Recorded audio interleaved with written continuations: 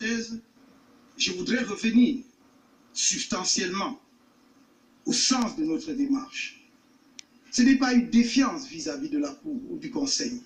Ce n'est même pas une défiance vis-à-vis des personnes interpellées. C'est simplement la soumission à votre auguste instance de faits, et rien que de faits. Et c'est à vous-même d'examiner ces faits et de savoir ce que vous voulez en faire.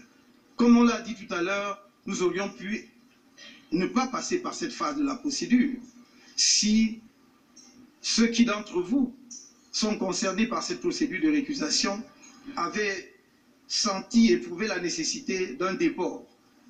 Vous avez dit, Monsieur le Président, qui donc va recomposer le Conseil constitutionnel si d'aventure notre requête devant vous prospérer? La même personne qui vous nomme. Mais il se trouve d'ailleurs que la même personne, cette personne-là qui vous nomme, était candidate à l'élection qui vient d'avoir lieu, et on voit bien le caractère inextricable de notre système.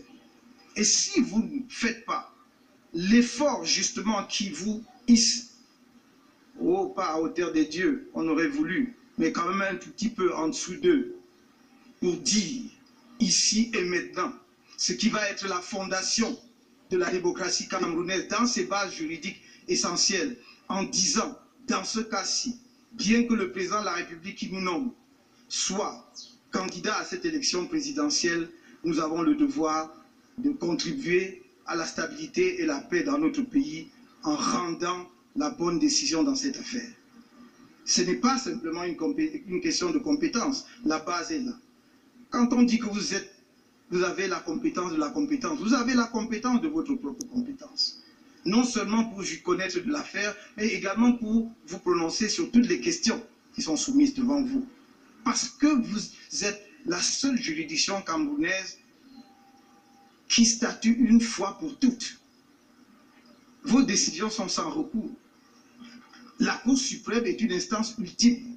Après une longue procédure qui part des tribunaux d'instance en passant par la Cour d'appel, vous jugez une fois pour toutes.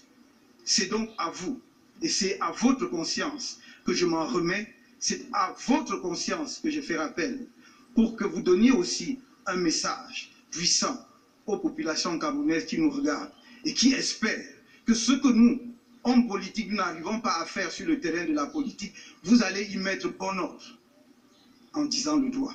Merci.